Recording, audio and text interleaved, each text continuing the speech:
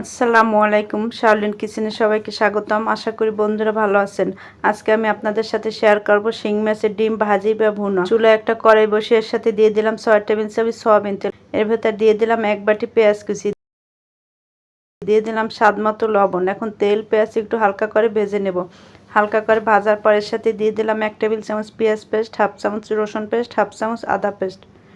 এখন তেল মশলা একটু নেড়েচেড়ে কষিয়ে এর সাথে দিয়ে দিলাম 1 চামচ হলুদ গুঁড়ো, 1 চামচ মরিচ গুঁড়ো, 1 চামচ জিরা গুঁড়ো। সামান্য পানি দিয়ে এখন নেড়েচেড়ে মশলাটাকে কষিয়ে নেব। মশলাটা কষানোর পর এখানে আমি শিং মাছের ডিম ভালোভাবে ধুয়ে নিয়েছি। এখন ডিমগুলো মশলার মধ্যে দিয়ে একটু নেড়েচেড়ে নিলাম।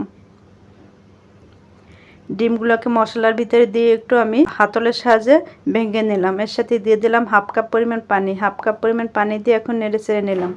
এর সাথে দিয়ে দিলাম 2টা লাল মরিচ এবং কয়েকটি লেবু পাতা। এখন নেড়েচেড়ে ভালোভাবে রান্না করে নিলাম।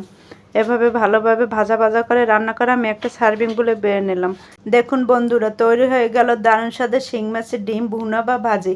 আপনাদের যদি আমার এই শিং মাছের ডিম রেসিপিটি ভালো লেগে থাকে আমার ফেসবুক পেজকে ফলো করবেন, ফ্রেন্ডস ফ্যামিলিকে শেয়ার করবেন, আমার ইউটিউব চ্যানেলকে সাবস্ক্রাইব করে বেল আইকনটি বাজিয়ে রাখবেন যাতে নতুন ভিডিও পেতে পারেন। সবাই ভালো থাকবেন, সুস্থ থাকবেন। আল্লাহ হাফেজ।